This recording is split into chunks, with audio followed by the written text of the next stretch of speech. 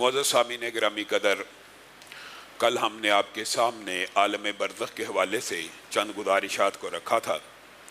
اسی بات کو آگے بڑھائیں گے۔ جناب عبادہ بن صامت کی بخاری شریف میں یہ حدیث موجود ہے کہ نبی کریم صلی اللہ علیہ وسلم نے ارشاد فرمایا کہ جو بندہ اپنے رب سے، یا جو عورت، مومن مرد ہو یا عورت ہو، یا فاسق مرد ہو یا عورت ہو، جو بندہ بھی اپنے رب سے ملاقات کو ناپسند کرتا ہے، اللہ بھی اس سے ملاقات کو ناپسند کرتے ہیں۔ تو ازواج مطہرات نے جب یہ بات سنی تو سوال کا پیدا ہونا یقینی اور بدیہی تھا۔ ایک زوجہ نے رسول اللہ صلی اللہ علیہ وسلم سے گزارش کی کہ اگر تو اللہ سے ملاقات کا مطلب موت ہے تو موت سے کراہت تو ہر بندے کی فطرت کے اندر موجود ہے، اور موت کو بہت زیادہ پسندیدہ تو میں بھی نہیں سمجھتی۔ زوجہ رسول کہہ رہی ہیں تو رسول اللہ صلی اللہ علیہ وسلم نے کہا اس سے مراد یہ نہیں جو تم نے سمجھا، بلکہ اس سے مراد یہ ہے کہ جب موت کا لمحہ آ جاتا ہے اس وقت اچھے بندے کو اچھائی کی نویدیں اور خوشخبریاں جب سنا دی جاتی ہیں تو وہ بندہ ایک سیکنڈ کے لیے بھی پھر مزید دنیا میں نہیں رہنا چاہتا، وہ دوڑ کر بھاگ کر اللہ رب العزت سے ملاقات کرنا چاہتا ہے، تو اللہ بھی اس سے ملاقات کرنا چاہتا ہے۔ اور جو برا بندہ ہوتا ہے، فاسق فاجر ہوتا ہے، جس وقت موت کے وقت اس کو غم کی، افسوس کی، لعنت ملامت کی اطلاعات مل رہی ہوتی ہیں، پھر وہ جسم میں رہنے کے لیے بے قرار ہوتی ہے، روح نکلنا نہیں چاہتی اور اللہ سے ملاقات نہیں کرنا چاہتا، مکر جاتا ہے کہ میں برے کام نہیں تھا کرتا۔ قرآن کی آیت میں ہے کہ جس وقت برائی کے فرشتے آتے ہیں تو مکر جاتا ہے کہ میں برے کام نہیں تھا کرتا۔ تو جو بندہ اس وقت جسم سے اپنی روح کو جدا نہیں ہونے دینا چاہتا، اللہ بھی اس سے ملاقات کرنا نہیں چاہتا۔ معزز سامعین گرامی قدر، یہ دو ابواب ہیں۔ جیسے عالم برزخ اور عذاب قبر کے حوالے سے کل آپ کے سامنے تفصیل سے یہ بات رکھی تھی۔ ایک ہے بندہ مومن، اچھا بندہ، نیک آدمی، اس کے ساتھ کیا معاملہ ہوتا ہے؟ الذین تتوفاہم الملائکۃ طیبین یقولون سلام علیکم۔ جو نیک بندوں کی روحیں قبض کرنے کے لیے فرشتے آتے ہیں، آ کے کیا کہتے ہیں؟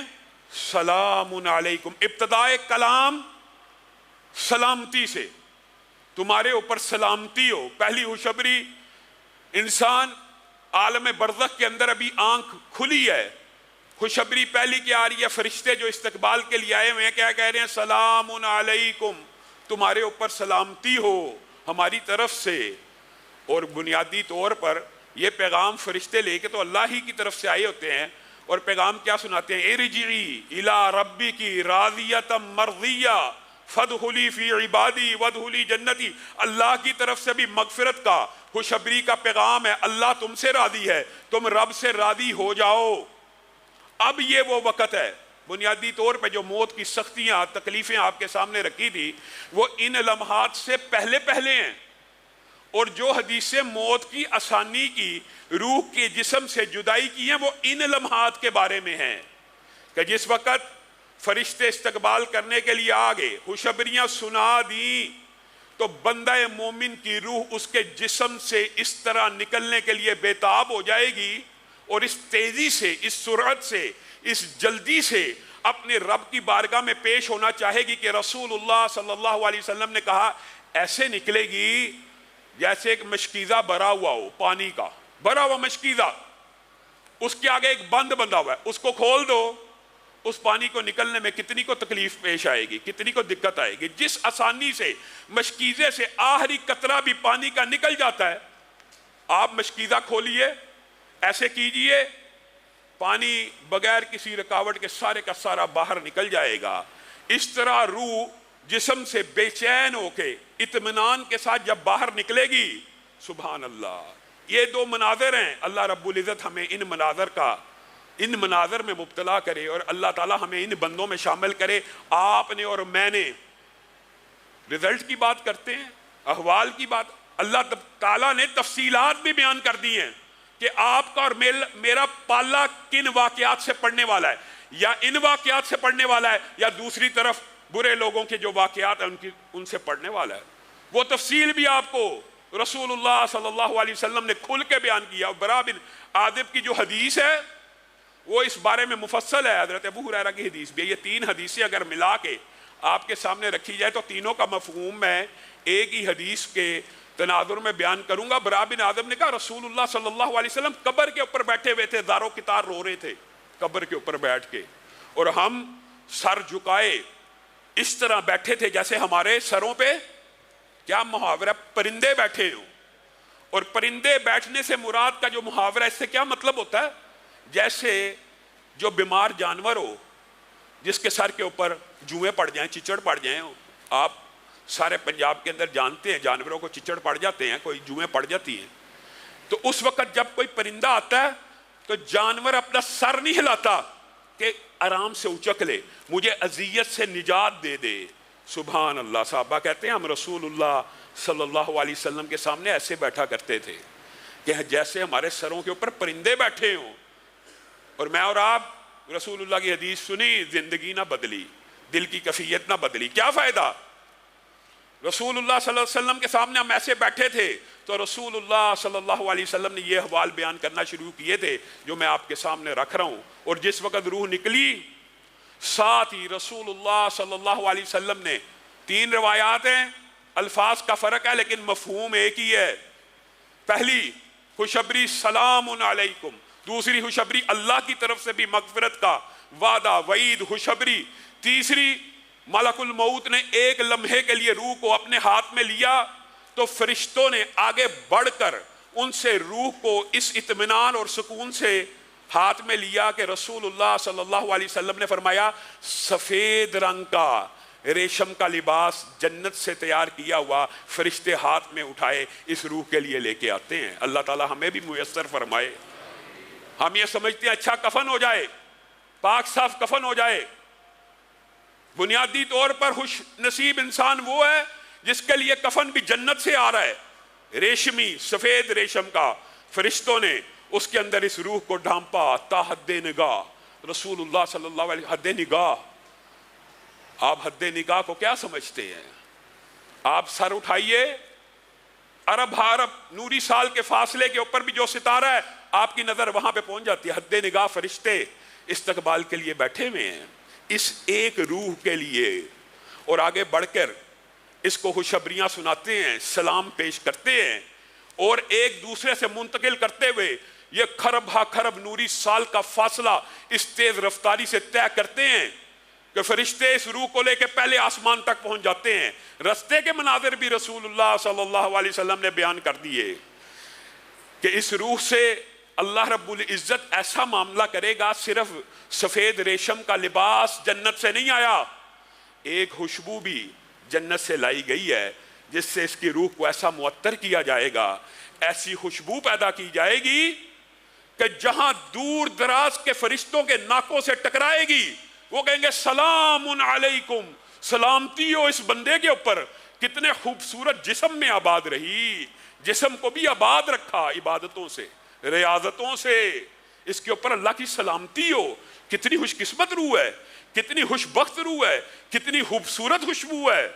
پہلے آسمان کے دروازے کھل گئے, سعد بن معاذ کے لیے بھی سارے دروازے کھلے تھے, اللہ تعالی ہمارے لیے بھی آسمان کے دروازوں کو کھولے.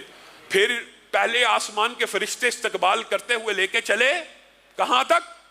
دوسرے آسمان تک. پروٹوکول ہے, ایک مومن کی روح کا پروٹوکول ہے کہ فرشتے قطار اندر قطار اس کا استقبال بھی کر رہے ہیں, ایک آسمان سے لے کے دوسرے آسمان تک پروٹوکول بھی دے رہے ہیں. اور رسول اللہ صلی اللہ علیہ وسلم نے آپ کو سمجھایا ہے, اور رسول اللہ صلی اللہ علیہ وسلم نے کہا تھا نا جو چیزیں میں دیکھتا ہوں یا جانتا ہوں اگر تم جانو یا دیکھو تو تم رونا شروع کر دو, تمہارا دنیا میں جینا لگے. یہاں تک کہہ دیا, یہاں تک کہہ دیا کہ کبھی میاں بیوی آپس میں تعلق ہی قائم نہ کریں. آگے کیا کیا مناظر پیش آنے ہیں, کیا کیا مشکلات اور کیا کیا آسانیاں اگر تمہیں پتہ چل جائے تو تم ہر وقت یا ان نعمتوں کے حصول کے لیے ریاضتوں میں پڑے رہو یا ان عذابوں سے بچنے کے غم اور دکھ اور خوف میں مبتلا رہو, کوئی خوشی انجوائے نہ کر سکو. اور تمہیں کیا پتا, رسول اللہ صلی اللہ علیہ وسلم نے یہاں پہ یہ بھی کہا تھا اس حدیث کے اندر, تمہیں کیا پتا آسمان کے اوپر 4 انگلیوں کی جگہ خالی نہیں ہے، 4 انگلیوں کی جگہ خالی نہیں ہے، ہر 4 انگلیوں کی جگہ کے فاصلے کے اوپر اللہ رب العزت کا ایک بہت بڑا مقرب فرشتہ اللہ کی بارگاہ میں سجدے میں پڑا ہوا ہے، اور آسمان چرچرا رہا ہے، اور آسمان کے لائق ہے کہ وہ چرچرائے اللہ کے خوف سے۔ میں اور آپ نہیں ڈرتے، میں اور آپ نہیں کانپتے۔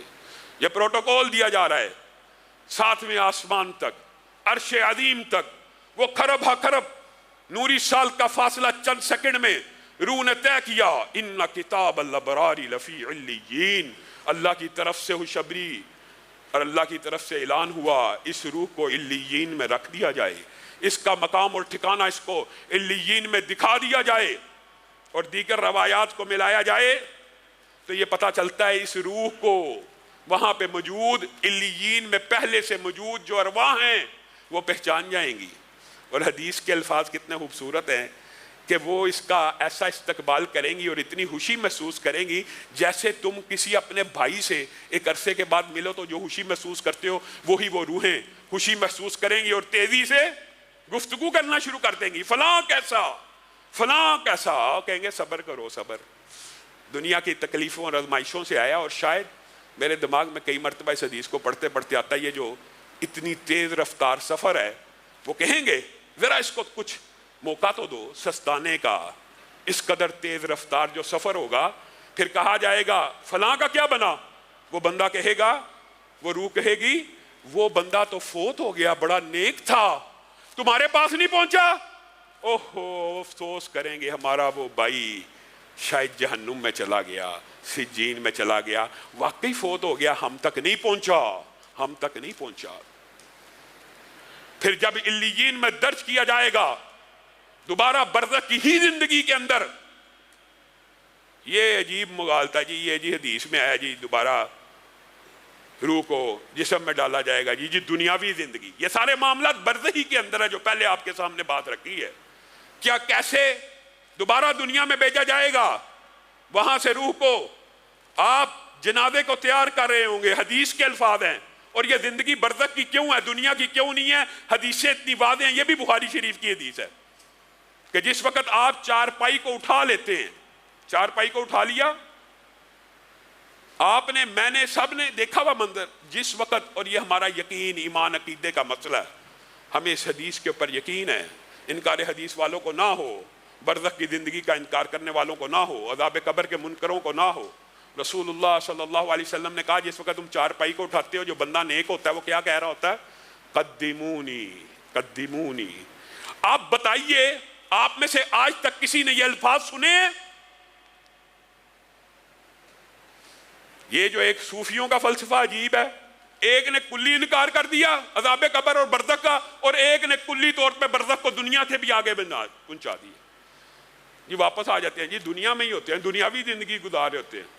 اس کے دلائل آپ کے سامنے پہلے بھی رکھ چکا، اگر دنیاوی زندگی میں ہو تو شہید کی جو بیوہ ہے وہ شادی نہ کرے۔ یہاں پہ جب وہ دنیا میں آیا ہے وہ قدمونی کہہ رہا ہے، آپ اور میں سن رہے ہیں، اس کا مطلب کیا ہے، وہ برزخ ہی میں رہا ہے، لیکن اللہ کی قسم ہمارا ایمان اور عقیدہ وہ کہہ رہا ہے قدمونی، تیز چلو، جلدی کرو، مجھے میرے ٹھکانے تک پہنچا دو، جلدی کرو۔ اور اگر خدا نہ خواستہ برا ہوگا تو کیا کہے گا، یا ویلہ، او کتھے لے چلے ہو، ایگزیکٹ ترجمہ یہ، کدھر لے کے جا رہے ہو، او رک جاؤ، ہو ذرا صبر کرو، او رک جاؤ۔ یہ وہ لمحات ہیں کہ نیک آدمی کو وہاں سے بھی خوشخبریاں مل رہی ہیں اور یہاں سے بھی خوشخبریاں مل رہی ہیں، اور یہی وہ لمحہ ہوتا ہے جس کے بارے میں رسول اللہ صلی اللہ علیہ وسلم نے کہا اچھا ہو یا برا ہو، میت کی 3 چیزیں پیروی کر رہی ہوتی ہیں، پیچھے چل رہی ہوتی ہے۔ ایک اس کے وارث اس کے ساتھ چل رہے ہیں، اعزاء و اقارب، رشتہ دار، ایک اس کا مال و متاع، گاڑی ہے، سکوٹر ہے، سائیکل ہے، جتنی حسب استطاعت سواریاں وہ بھی پیچھے پیچھے چل رہی ہیں، ایک اس کے اعمال چل رہے ہیں۔ 2 چیزیں واپس آ جائیں گی اور قبر میں ہمیشہ اعمال ساتھ رہیں گے، اور اللہ معاف کرے دوسری طرف خدا نہ خواستہ اللہ تعالی ہم سب کو محفوظ رکھے، اگر بندہ برا ہے، کیا رسول اللہ صلی اللہ علیہ وسلم نے اس کا نہیں بتایا؟ اسی برا بن عازب کی حدیث میں اس کا بھی تفصیلی ذکر موجود ہے، جس کی چند باتیں عالم برزخ اور عذاب قبر کے دلائل کے حوالے سے آپ کے سامنے رکھ چکا ہوں۔ کہ جس وقت موت کا لمحہ فاسق فاجر کا آ گیا، یہاں پہ سلامتی بھیجی جا رہی تھی اور یہاں پہ لعنتیں اور ملامتیں بھیجی جا رہے ہوں گے. نکل، الیوم تجزون عذاب الہون، آج کے دن تجھے شدید عذاب دیا جائے گا. یضربون وجوہہم وادبارہم، چہروں پہ تھپڑ لگانے شروع کر دیے جائیں گے، پشتوں کے اوپر تھپڑ لگانے شروع کر دیے جائیں گے. یہ وہ لمحہ ہے کہ جس وقت برے سے برا آدمی کہے گا رکو میں نہیں برائی کرتا، اب برائی نہ کرنے کے وعدے کا کوئی فائدہ نہیں. رکو میں برا نہیں تھا، ٹھہر جاؤ، صبر کر لو، کوئی مہلت دے دو، کچھ منٹ دے دو. نہیں، اب اللہ تعالیٰ نے جو وقت مقرر کیا وہ آ گیا. نکل، جسم سے نکل. یہ وہ حدیث کا دوسرا ٹکڑا ہے کہ جو آپ کے سامنے پیش کیا جاتا. موت کی سختی اچھے برے پہ، موت کی تکلیف یا بیماری کی وہ تو شدت آنی ہے، اللہ تعالیٰ اس سے بھی محفوظ رکھے. بعض لوگوں پہ ایسا انعام ہو سکتا ہے اور وہ تکلیف حسب استطاعت ایمان ہے، جتنا ایمان ہے اتنی زیادہ تکلیف آئے گی. لیکن یہ وہ لمحہ ہے، یہاں پہ رسول اللہ صلی اللہ علیہ وسلم نے دو باتوں کو بیان کیا اور بڑی ڈرنے والی باتیں ہیں. یہ روح اس جسم کو چھوڑنا ہی نہیں چاہے گی، پوری کوشش کرے گی کہ اب میں اس جسم کو نہ چھوڑوں. حدیث کے الفاظ ہیں جس طرح ایک لوہے کی سی ہو، اس کے دندے نکلے ہوں، اس کو کسی نرم و ملائم اون کے اندر، گیلی اون کے اندر ڈال دیا جائے اور کھینچا جائے تو اس اون کا جو حشر ہوگا اس روح کو اس جسم سے نکالتے ہوئے یہی حشر ہوگا. اور دوسری مثال کیا دی؟ میرے بھائیو، اللہ کی قسم یہ عقیدے کے مسئلے ہیں، یا وہ معاملہ ہونا یا یہ معاملہ ہونا. اللہ تعالیٰ ہمیں اس معاملے کا شکار کرے. ایک معاملہ ہونا ہے، یقینی ہے، بدیہی ہے، لازمی ہے. دوسری بات کیا؟ بات کسی کو اگر سمجھ نہیں آئی تو ایک خاردار کانٹوں سے بڑی ہوئی جھاڑی ہو، اس کے اوپر کسی نرم و نازک ریشمی دوپٹے کو پھینک کے دیکھو اور پھر اس دوپٹے کو کھینچو، دوپٹے کی کوئی دھجی باقی رہے گی؟ جس طرح وہ چر جائے گا، اس طرح روح اور جسم کو جب جدا کیا جائے گا اتنی تکلیف روح اور جسم برداشت کرے گا. اور کیا ختم ہو جائے گی تکلیف؟ جہنم سے ٹاٹ کا بنا ہوا کفن لایا جائے گا، بدبوئیں وہاں سے لائی جائیں گی. رستے میں جو فرشتے اس بدبو کو سونگ رہے ہیں، کتنا بدبخت آدمی تھا. لعنت ملامت کے الفاظ بھی حدیث صحیح میں موجود ہے، لعنتیں بھیجیں گے. بدبخت آدمی اس رب کی نہیں مانی جس نے پیدا کیا، جس نے بنایا، جس سے وعدہ کر کے دنیا میں آیا،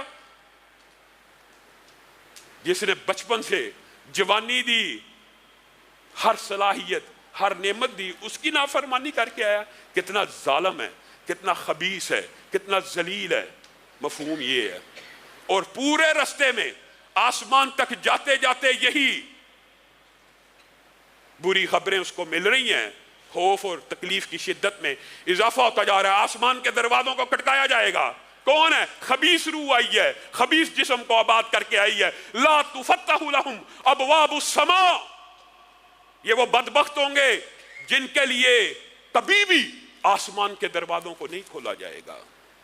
ولا يدخلون الجنہ، اور یہ کبھی بھی جنت میں داخل نہیں ہوں گے. حتی یلج الجمل فی سم الخیاط، یہاں تک کہ اونٹ سوئی کے ناکے سے نہ گزر جائے. بلا گزر سکتا ہے؟ ان کے لیے آسمان کا دروازہ نہیں کھولا جائے گا. لا مرحبا بکم، وہاں پہ مرحبا، کتنی عمدہ روح ہے، اہلن و سہلن کی صدائیں ہیں، عرش تک لے کے چلے ہیں. یہاں پہلے آسمان کے دروازے نہیں کھل رہے. فکأنما خر من السماء، اتنی تیز رفتاری سے زمین پہ دے مارا جائے گا جیسے ہوا تیز رفتاری سے یا پرندہ تیز رفتاری سے غوطہ کھاتا ہے. ان کتاب الابرار لفی، ان کتاب الفجار لفی سجین. اس کو قید خانے میں ڈالا جائے گا. کس قید خانے میں؟ اللہ کا تیار کیا قید خانہ، کسی انسان کا تیار کردہ جیل خانہ نہیں ہے. اس بدبخت کو سجین میں رقم کر دیا جائے گا. پھر اس کی روح کو بھی دوبارہ برزخی کی زندگی میں نظارہ دیدہ عبرت کے لیے بھیجا جائے گا. تو یہ کیا کہہ رہا ہوگا؟ ہائے مجھے کہاں لے کے جاتے ہو، ہائے مجھے کہاں لے کے جاتے ہو. رک جاؤ، ٹھہر جاؤ. اور بعض چیزیں نیک و بد کے لیے برابر ہیں. اگر میت یہ احساس راحت کا رکھتی ہے یا عذاب کا رکھتی ہے، مرنے والا برزخ کے اندر، یہ بھی ہمارے عقیدے کا حصہ ہے. برزخ کے اندر مسرت کے احساسات ہیں، رحمت کے، اثرات محسوس کرتا ہے مردہ، اسی طرح عذاب کی شدت کو بھی محسوس کرتا ہے، اسی طرح جو کچھ اللہ رب العزت کہلوانا چاہتا کہتا ہے۔ منکرین حدیث آپ کے سامنے رکھ چکا کہ وہ جب کسی حدیث کا انکار کرتے ہیں وہ حقیقت میں قرآن کی آیت کا بھی انکار کرتے ہیں۔ جب ہم یہ کہتے ہیں نا کہ میت چارپائی کے اوپر یہ کہہ رہی ہوتی ہے قدمونی، جی یا دیکھو جی کہہ رہے نے مردہ بول دے، اب یہ بنیادی طور پہ وہ اپنی طرف سے حدیث کا انکار کر رہے ہوتے ہیں، لیکن قرآن پاک کی آیت میں مردے کا کلام موجود نہیں ہے۔ یا لیت قومی یعلمون، یہ کون کہہ رہا ہے؟ ایک مردہ کہہ رہا ہے کہ اے کاش میری قوم جان جائے بما غفر علی ربی، جو میرے رب نے میری مغفرت کی ہے۔ جو منکر حدیث ہوتا ہے وہ منکر قرآن بھی ہوتا ہے۔ وہاں پہ جو کلام ہے شہید یاسین کا وہ میت کا نہیں ہے، عام فہم بات ہے۔ اور پھر جب میت کو قبر میں ڈال دیا جاتا ہے، یہ بھی صحیح حدیث سے ثابت ہے۔ اس کے پہ انکار حدیث کرنے والوں نے بڑی لمبی چوڑی فضول بحث کل آپ کے سامنے اسی لیے رکھا تھا کہ اس انکار کا فائدہ کیا ہے۔ قرآن کی آیتوں کے اندر بھی یہ ساری باتیں موجود ہیں، ان سے ملتی جلتی آیت موجود ہے۔ کوئی ایک بات ایسی ہو جو قرآن کے اندر موجود نہ ہو اس سے ملتی جلتی، اور جس وقت ان کو قبروں میں ڈال دیا جاتا ہے یہ نیک و بد کے لیے برابر ہے۔ وہ اس وقت قدموں کی چاپ کو سنتے ہیں، جوتوں کی آہٹ کو سنتے ہیں۔ کن لوگوں کی؟ اپنے رشتہ داروں کی، یا جو قبر میں دفن کرنے کے لیے آئے ہیں ان کی آوازوں کو سنتے ہیں۔ امی عائشہ بیان کرتی ہیں یہ وہ گھاٹی ہے، یہ وہ تنہائی کا لمحہ ہے کہ ایک یہودی عورت جب آئی تھی نا، اس نے آ کے کہا تھا کہ عذاب قبر سے پناہ مانگا کرو۔ میں ڈر گئی اور میں نے اللہ کے رسول سے پوچھا کہ قبر میں عذاب ہوتا ہے؟ تو رسول اللہ صلی اللہ علیہ وسلم نے کہا تھا ہاں قبر میں عذاب ہوتا ہے۔ اور اس کے بعد میں نے غور کیا، رسول اللہ نے اپنی زندگی میں ایک نماز ایسی نہیں پڑھی جس میں عذاب قبر سے پناہ کی دعا نہ کی ہو۔ کس نے؟ نبی نے، رسول نے۔ میں اور آپ کس بات کی مولی ہیں؟ رسول اللہ صلی اللہ علیہ وسلم نے کہا نہیں تھا ان قبر والوں کو دو ہلکی سی باتوں پہ بھی عذاب ہو رہا ہے، ایک چگلی کیا کرتا ہے ایک پیشاب کے چھینٹوں سے نہیں بچتا۔ رسول اللہ صلی اللہ علیہ وسلم نے کہا نہیں ایک آواز سنی مغرب کے وقت کے قریب، کیا کہا تھا رسول اللہ صلی اللہ علیہ وسلم نے؟ یہودیوں کو ان کی قبر کے اندر عذاب ہو رہا ہے۔ اور رسول اللہ صلی اللہ علیہ وسلم کی یہ جو بخاری شریف کی حدیث ہے قدیمونی والی کہ میت یہ بات کہتی ہے، رسول اللہ صلی اللہ علیہ وسلم نے کہا اللہ کی قسم اس آواز کو دنیا کی ہر مخلوق سنتی ہے سوائے انسانوں اور جنوں کو، اور انسانوں اور جنوں کو نہ سنانے کی حکمت ہے، یہ بھی رسول اللہ نے بیان کی ہے۔ میرا دل چاہتا ہے میں اللہ سے دعا کر کے تمہیں عذاب قبر میں سے بعض چیزوں کو سنوا دوں، لیکن پھر میں سوچتا ہوں تم اپنے مردے دفنانا چھوڑ دو گے، تم اللہ کے خوف سے اپنے مردے دفنانا چھوڑ دو گے، لیکن اللہ تعالیٰ نے آپ کو اور مجھے سمجھانے کے لیے پھر بھی ڈیٹیلز بیان کر دی ہیں۔ یہ جو سنانے کی دعا ہے کہ میں چاہتا ہوں، میرا دل چاہتا ہے اور میں نہیں سناتا، اس کے حوال تو آپ کو بتا دیے ہیں، اس کے حوال اتنے واضح، کئی دفعہ تو خود رسول اللہ صلی اللہ علیہ وسلم کی زندگی کا ایک عجیب و غریب واقعہ ہے۔ ایک آدمی نے اسلام کو قبول کیا، رسول اللہ صلی اللہ علیہ وسلم نے سورہ بقرہ سورہ آل عمران اس کو سکھائی اور اس کو کہا لکھ کتابت کر، وہ بندہ نے کچھ کتابت کی اور مرتد ہو گیا، عیسائی تھا۔ رسول اللہ صلی اللہ علیہ وسلم کے بارے میں ہردہ سرائی کرنے لگا، یہ جو سورہ بقرہ آل عمران لکھی ہے یہ میں نے لکھی ہے، یہ وہی کچھ ہے جو میں رسول اللہ کو لکھ کے دیتا تھا اور رسول اللہ معاذ اللہ اس کی تلاوت کیا کرتے تھے۔ یہ بندہ مر گیا۔ کیا اللہ نے یا رسول اللہ نے بھی بتانے میں کوئی کسر چھوڑی ہے؟ وہ بندہ مر گیا، عیسائیوں نے اس کی قبر کھودی، اس میں دفن کیا، اگلے دن صبح وویلا مچ گیا، عیسائیوں نے شور مچا دیا، کیا مسلمانوں نے ہمارے مردے کو قبر سے نکال کے باہر کر دیا ہے۔ جا کے دیکھا گیا واقعی قبر اکھڑی ہوئی ہے اور مردہ باہر بری حالت میں پڑا ہے۔ یہ مسلمانوں کا کام ہے۔ مسلمانوں نے کہا ہم نے نہیں کیا، ہم نے نہیں کیا، اللہ کا عذاب لگتا ہے قبر کا۔